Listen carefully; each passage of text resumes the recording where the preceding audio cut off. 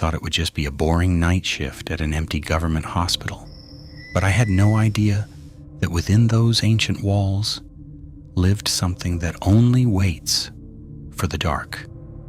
As the sun set, the entire staff vanished, as if fleeing a disaster. The head nurse whispered in my ear before leaving, "Listen, no living soul stays here after dark. Stay in your cabin and do not come out for anything." I was terrified, but I needed the money. I had brought my dinner from home, but the silence was so heavy that I couldn't swallow a single bite.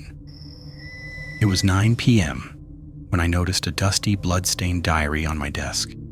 It was titled, "The 6 Rules of Survival." Rule 1. If an ambulance arrives at 12 a.m. without any engine sound, do not open the gate. Rule 2. At 1 a.m., if you hear a typewriter in the lobby, do not look inside. Rule 3. At 2 a.m., you must patrol ward number 4. Do not turn back until you reach the end. Rule 5. If you see a wheelchair moving on its own, do not try to stop it. Rule 5. If the lights in the morgue turn on, ignore the screams coming from inside. Rule 6. At 5 a.m., a man in a black suit will ask for your resignation. Do not speak to him. After reading these rules, I began to tremble.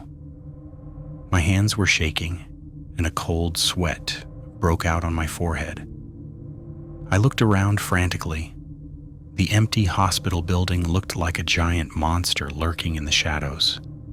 It was only 9 p.m., and I had 9 long hours to survive in this terrifying silence.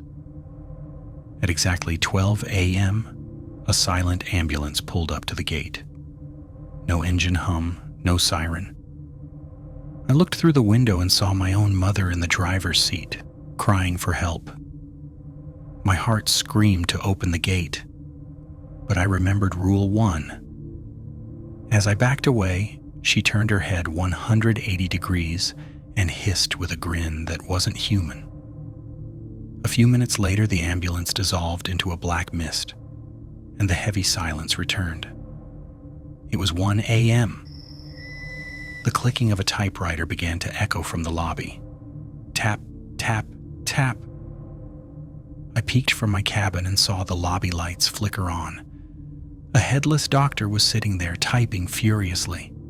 I held my breath, hiding in the corner. After a few minutes, the typing stopped, the lights died out, and when I looked again, the doctor and the typewriter had vanished into thin air. At 2 a.m., I had to face Rule 3. I walked into ward number 4 with a flickering torch. The air smelled like rotting meat. Halfway through, I heard heavy footsteps right behind me. A cold, dead hand brushed against my neck. Every instinct told me to run, but the rule said, "Do not turn back." I kept walking until I reached the exit. The moment I stepped out, the footsteps stopped. I looked back, and the corridor was empty. On my way back, an old wheelchair came racing toward me at an impossible speed. I jumped aside just in time. As it zoomed past, I saw my own tiffin box sitting on the seat, the one I had left in the cabin. But it wasn't filled with food, it was stuffed with human hair and broken teeth. The wheelchair suddenly slammed into a wall and vanished instantly. I ran back to my cabin and locked the door. At 3:30 a.m., the lights in the morgue flickered to life. Horrific, soul-shattering screams erupted, as if people were being burned alive. The voices started calling my name, begging me to come down. After a while, the lights went out and everything became deathly cold and still. Just before dawn at 5 a.m., a tall man with hollow black pits where his eyes should be appeared at my cabin window. He held out a piece of old paper, gesturing for me to sign it.